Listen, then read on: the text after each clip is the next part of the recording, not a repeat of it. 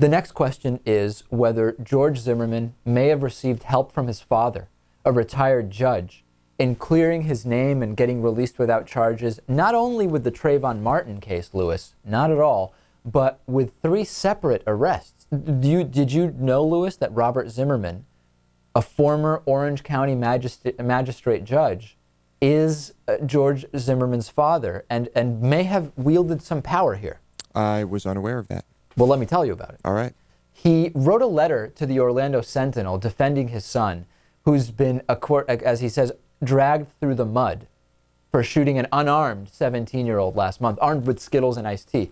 And in the letter, the senior Zimmerman actually asked people, don't jump to conclusions. My son didn't follow the young boy home as he walked through their gated community.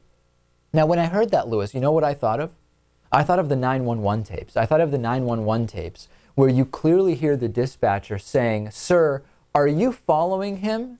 And Zimmerman replies with what word? It's a 3-letter word, Lewis.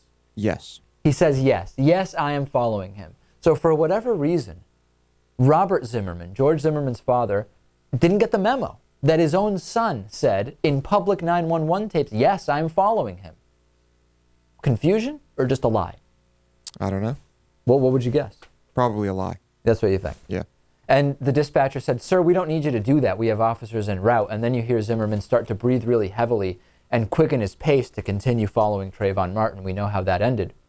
Now, according to search records on George Zimmerman, he was previously arrested for domestic violence, resisting an officer without violence, and most shockingly, resisting an officer with violence, a felony charge which could have landed him in prison. It didn't, though. All 3 of those arrests were mysteriously closed.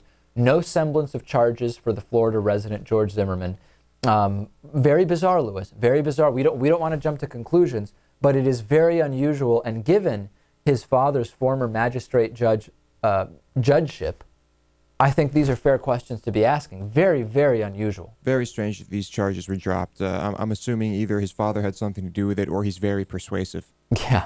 Very, very persuasive. In a way that hearing his conversations with the dispatchers does not really strike me as true. What do you think about this, Natan? I really don't know. Wait, regarding his father? Yeah. I don't know. I mean, I don't want to say what happened, but it seems like he'd probably just stick up for his son. I don't know. Here's another question that really comes up. When we talk about gun control, if George Zimmerman had been charged with resisting arrest with violence on a police officer, why is he still allowed to own guns? Well, that's the law in Florida. Charged but not convicted? Right.